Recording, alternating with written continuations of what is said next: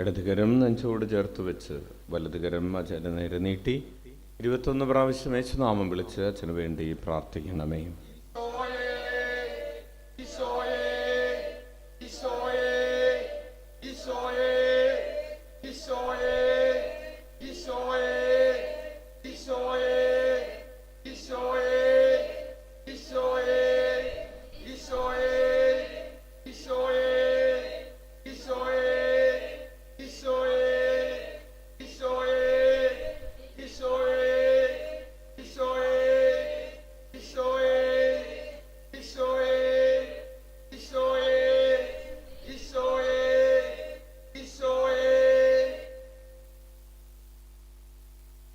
ലൂക്ക എഴുതിയ വിശുദ്ധ സുവിശേഷത്തിൽ നിന്ന് അധ്യായം 4, 38 മുതലുള്ള തിരുവചനങ്ങൾ. യേശു പത്രോസിൻ്റെ ഭവനത്തിൽ. അവൻ സിനഗോഗിൽ നിന്ന് എഴുന്നേറ്റ് ശിമയോന്റെ വീട്ടിലേക്ക് പോയി. ശിമയോന്റെ അമ്മായിയമ്മ കലശലായ പനി ബാധിച്ച് കിടപ്പായിരുന്നു. ആളുകൾ അവൾക്കു വേണ്ടി അവനോട് സഹായം അപേക്ഷിച്ചു. അവൻ അവളുടെ അടുത്തെത്തി പനിയെ ശാസിച്ചു. അത് അവളെ വിട്ടുപോയി. ഉടനെ അവൾ എഴുന്നേറ്റ് അവരെ ശുശ്രൂഷിച്ചു. വൈകുന്നേരമായപ്പോൾ വിവിധ രോഗങ്ങളാൽ കഷ്ടപ്പെട്ടിരുന്നവരെ എല്ലാം അവർ അവൻ്റെ അടുത്ത് കൊണ്ടുവന്നു. ഓരോരുത്തരുടെയും മേൽ കൈവച്ച് അവൻ അവരെ സുഖപ്പെടുത്തി. നീ ദൈവപുത്രനാണ് എന്ന് ഉറക്കെ വിളിച്ചു പറഞ്ഞുകൊണ്ട് അനേകരിൽ നിന്ന് പിശാചുക്കൾ വിട്ടുപോയി. അവൻ അവയെ ശാസിച്ചു. താൻ ക്രിസ്തുവാണെന്ന് അവയ്ക്ക് അറിയാമായിരുന്നതുകൊണ്ട് അവൻ അവയെ സംസാരിക്കാൻ അനുവദിച്ചില്ല. പ്രഭാതമായപ്പോൾ അവൻ ഒരു വിജന സ്ഥലത്തേക്ക് പോയി. ജനക്കൂട്ടം അവനെ അന്വേഷിച്ചു ചെന്നു. തങ്ങളെ വിട്ടുപോകരുതെന്ന് അവർ അവനെ നിർബന്ധിച്ചു. എന്നാൽ അവൻ പറഞ്ഞു, മറ്റു പട്ടണങ്ങളിലും ഞാൻ ദൈവരാജ്യത്തിൻ്റെ സുവിശേഷം പ്രസംഗിക്കേണ്ടിയിരിക്കുന്നു. അതിനു വേണ്ടിയാണ് ഞാൻ അയക്കപ്പെട്ടിരിക്കുന്നത്. അവൻ യൂദയായിലെ സിനഗോഗുകളിൽ പ്രസംഗിച്ചു കൊണ്ടിരുന്നു. കർത്താവിൻ്റെ സുവിശേഷം. ഏറ്റുചൊല്ലാം. പരിശുദ്ധാത്മാവേ വരണമേ. അങ്ങയുടെ ഇഷ്ടദാസിയായ പരിശുദ്ധ കന്യകാമറിയത്തിൻ്റെ വിമല ഹൃദയത്തിൻ്റെ ശക്തമായ മാധ്യസ്ഥം വഴി ഞങ്ങളിൽ വന്ന് നിറയണമേ. ഞങ്ങളിൽ വസിക്കണമേ. ഞങ്ങളെ നയിക്കണമേ. ഈശോയുടെ തിരുഹൃദയത്തിൽ നിന്നും കാരുണ്യത്തിൻ്റെ നീർച്ചാലായി ഒഴുകിയിറങ്ങിയ തിരുരക്തമേ, തിരുജലമേ, ഞങ്ങളെ കഴുകി വിശുദ്ധീകരിക്കണമേ. ഈശോയെ, നീ എന്നിൽ ജീവിക്കണമേ. ഈശോയെ, നീ എന്നിൽ സ്നേഹിക്കണമേ. ഈശോയെ, നീ എന്നിൽ കുർബാനയാകണമേ. നമുക്കിരിക്കാം. പ്രിയപ്പെട്ടവരെ, ഇന്ന് സെപ്റ്റംബർ മാസം 2-ാം തീയതി, ഈ ചൊവ്വാഴ്ച രാത്രിയിൽ നമ്മൾ ദിവ്യകാരുണ്യ ഈശോയുടെ ചുറ്റും ഈശോയുടെ തിരുമുഖം കാണാനും അവിടുത്തെ തിരുമൊഴി കേൾക്കാനുമായി ഇരിക്കുന്ന ഈ സമയത്തെ ഓർത്ത് കൈയടിച്ച് കർത്താവിന് നന്ദി പറയാം. തൻ്റെ സാന്നിധ്യത്തിലേക്ക്, തൻ്റെ സ്വരത്തിലേക്ക് നമ്മെ വിളിച്ചു ചേർക്കുന്ന കർത്താവിന് കോടാനുകോടി സ്തോത്രങ്ങളോടെ സ്തുതിയായിരിക്കട്ടെ. ഇന്ന് ഈശോ പത്രോസിൻ്റെ ഭവനത്തിൽ പത്രോസിൻ്റെ അമ്മായിയമ്മയെ സുഖപ്പെടുത്തുന്ന ഭാഗമാണ് നമ്മൾ ആദ്യം കേട്ടത്.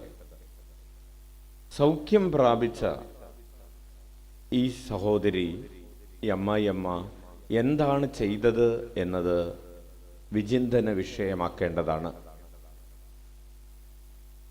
അവൾ എഴുന്നേറ്റ് അവരെ ശുശ്രൂഷിച്ചു എന്നാണ് എഴുതിയിരിക്കുന്നത്. സൗഖ്യം പ്രാപിച്ച ഈ സ്ത്രീ, ഈശോ വന്നു, ഈശോ തൊട്ടു, ഈശോ അവളെ സുഖപ്പെടുത്തി. അതിനുശേഷം ഉടനെ തന്നെ അവൾ എഴുന്നേറ്റ് ഈശോയെയും അവൻ്റെ കൂടെ ഉണ്ടായിരുന്നവരെയും ശുശ്രൂഷിച്ചു. അമ്മമാരുടെ ആഗ്രഹം എപ്പോഴും ശുശ്രൂഷിക്കുക എന്നതാണ്. അച്ഛനോട് അച്ഛൻ്റെ അമ്മച്ചി ഇന്ന് ഫോൺ ചെയ്തിട്ട് പറഞ്ഞു, അമ്മച്ചി കിടപ്പായി പോകുമ്പോൾ വരാൻ നിൽക്കണ്ട, വരാനുണ്ടെങ്കിൽ ആരോഗ്യമുള്ളപ്പോൾ വാ, ആരോഗ്യമുള്ളപ്പോൾ വന്നാൽ ചായ എടുത്ത് തരാൻ പറ്റും, ചോറ് വെച്ച് തരാൻ പറ്റും. കിടപ്പായി കഴിയുമ്പോൾ, കാണാൻ വന്നു കഴിയുമ്പോൾ ഇതൊന്നും ചെയ്തു തരാൻ പറ്റുകയില്ല, അല്ലേ? നമ്മൾ കിടക്കുമ്പോഴാണ് നമ്മൾ കാണാൻ പോകുന്നത്. അപ്പോൾ കിടക്കുമ്പോൾ കാണാൻ വരിക എന്നതിനേക്കാൾ സന്തോഷമുള്ളത് ആരോഗ്യമുള്ളപ്പോൾ കാണാൻ വരിക. അപ്പോൾ എന്താ ഗുണം? അമ്മച്ചിക്ക് സന്തോഷമുള്ള കാര്യം എന്താണത്? ചായ എടുത്ത് തരാൻ പറ്റും, ചോറ് വെച്ച് തരാൻ പറ്റും. അതാണ് കൂടുതൽ സന്തോഷമുള്ളത് എന്ന് പറഞ്ഞു. ഇതാ ഒരു അമ്മ ഇവിടെ സുഖം പ്രാപിക്കുന്നു. സുഖം പ്രാപിച്ച ഉടനെ അവൾ വീണ്ടും എന്തിലേക്ക് പ്രവേശിക്കുന്നു? ശുശ്രൂഷയിലേക്ക് പ്രവേശിക്കുന്നു. സെപ്റ്റംബർ 7-ാം തീയതി വിശുദ്ധ പദവിയിലേക്ക് ഉയർത്തപ്പെടുന്ന ജോർജിയോ റാസ്തി എന്ന് പറയുന്ന 24 വയസ്സുകാരൻ 1925 മരണമടഞ്ഞ ആ യുവാവിനെ സഭ സെപ്റ്റംബർ 7-ാം തീയതി വിശുദ്ധനാക്കുകയാണ്. ആ വിശുദ്ധൻ്റെ സൂക്തങ്ങളിൽ ഒന്ന്, ഒരു ഡയലോഗ് സ്റ്റേറ്റ്മെൻറ്റുകളിൽ ഒന്ന് ഇതാണ്: ഈശോ എനിക്ക് ആരോഗ്യം തന്നിരിക്കുന്നത് കൊണ്ട് എനിക്ക് രോഗികളെ ശുശ്രൂഷിക്കാൻ സാധിക്കും. ഈശോ എനിക്ക് ആരോഗ്യം തന്നിരിക്കുന്നത് ആരോഗ്യമില്ലാത്തവരെ ശുശ്രൂഷിക്കുന്നതിന് വേണ്ടിയാണ്. കൈയടിച്ച് കർത്താവിന് നന്ദി പറയാം. സൗഖ്യം പ്രാപിച്ച എല്ലാവരുടെയും ദൗത്യമാണ് രോഗികളായി കഴിയുന്നവർക്ക് ശുശ്രൂഷിക്കുക എന്നത്. അല്ലെങ്കിൽ ദൈവരാജ്യ ശുശ്രൂഷകളിൽ വ്യാപൃതരാകാൻ വേണ്ടിയാണ് ഈശോ നമുക്ക് സൗഖ്യം തന്നിരിക്കുന്നത്. നിനക്ക് നടക്കാൻ ശക്തിയുള്ളത് ഈശോയ്ക്ക് വേണ്ടി നടക്കാനാണ്. നിന്റെ കരങ്ങൾക്ക് ബലമുള്ളത് ഈശോയ്ക്ക് വേണ്ടി അധ്വാനിക്കാനാണ്. നിന്റെ കണ്ണിന് കാഴ്ചയുള്ളത് ഈശോയ്ക്ക് വേണ്ടി കാണാനാണ്.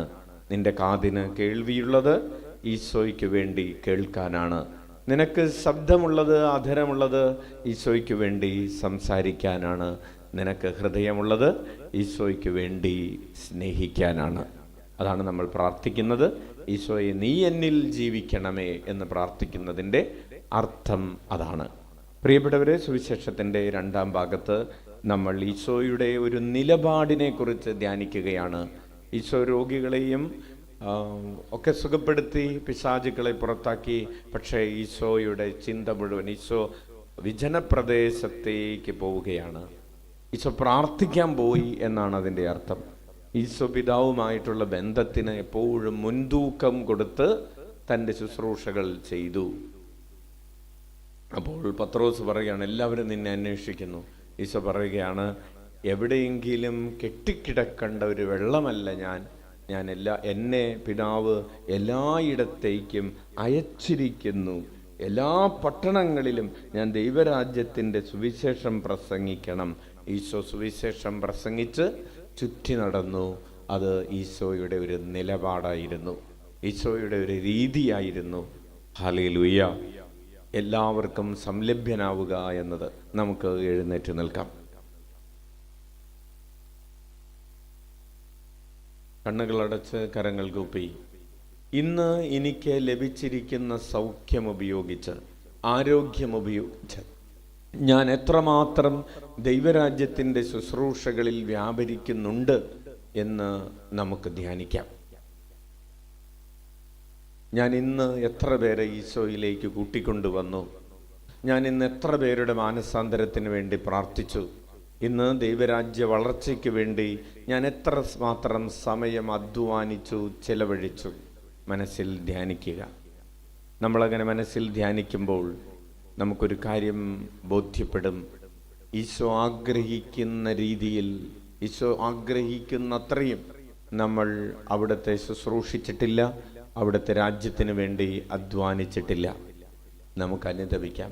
ദൈവസ്നേഹത്തിനെതിരെ, പരസ്നേഹത്തിനെതിരെ ചിന്തകളിൽ, വാക്കുകളിൽ, പ്രവൃത്തികളിൽ ചെയ്തു പോയ പാപങ്ങൾ, അതുപോലെ തന്നെ ചെയ്യാൻ കഴിയുമായിരുന്ന നന്മകൾ ചെയ്യാതെ ഉപേക്ഷയാൽ വന്നുപോയ പാപങ്ങളെല്ലാം ഓർത്ത് കരങ്ങൾ ഉയർത്തി ഉച്ചത്തിൽ 21 പ്രാവശ്യം യേശുനാമം വിളിക്കുമ്പോൾ അവിടുത്തെ തിരുമുഖത്തെ ഹൃദയത്തിൽ ധ്യാനിക്കാം.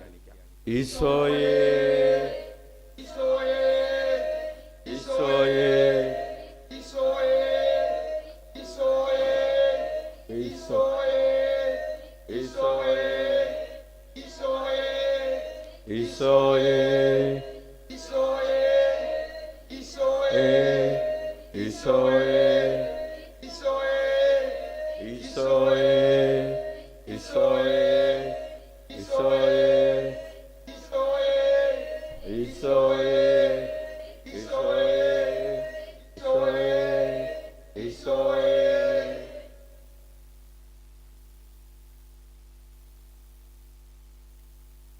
നമുക്ക് കരമടിച്ച് കർത്താവിന് ലഭിച്ച എല്ലാ അനുഗ്രഹങ്ങളെയും ഓർത്ത്, ലഭിച്ചുകൊണ്ടിരിക്കുന്ന കൃപകളെ ഓർത്ത് നന്ദി പറയാം. സ്തുതിക്കുന്നു, ആരാധിക്കുന്നു, മഹത്വപ്പെടുത്തുന്നു, സ്തുതിക്കുന്നു, ആരാധിക്കുന്നു, ഹല്ലേലൂയ, ആരാധന, ആരാധന, ആരാധന, ആരാധന, ആരാധന, ആരാധന, ആരാധന, ആരാധന, ആരാധന, സ്തുതിക്കുന്നു, ആരാധിക്കുന്നു. ഹല്ലേലൂയ, ഹല്ലേലൂയ, ഹല്ലേലൂയ, ഹല്ലേലൂയ,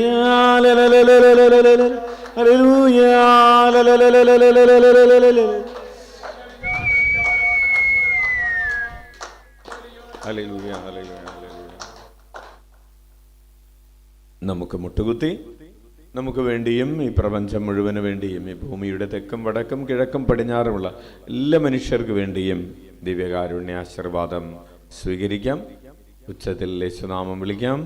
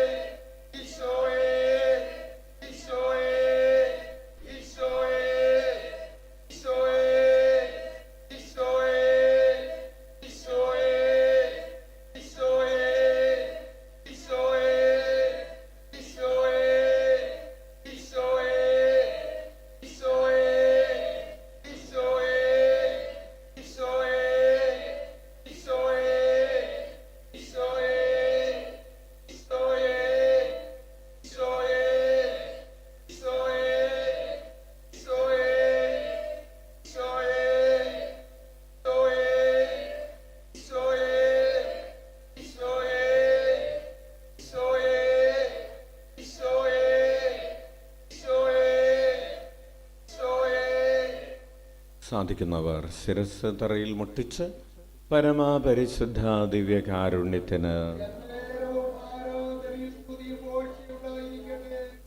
ഞങ്ങളെ കാണുകയും കേൾക്കുകയും അറിയുകയും തൻ്റെ മാറോട് ചേർത്ത്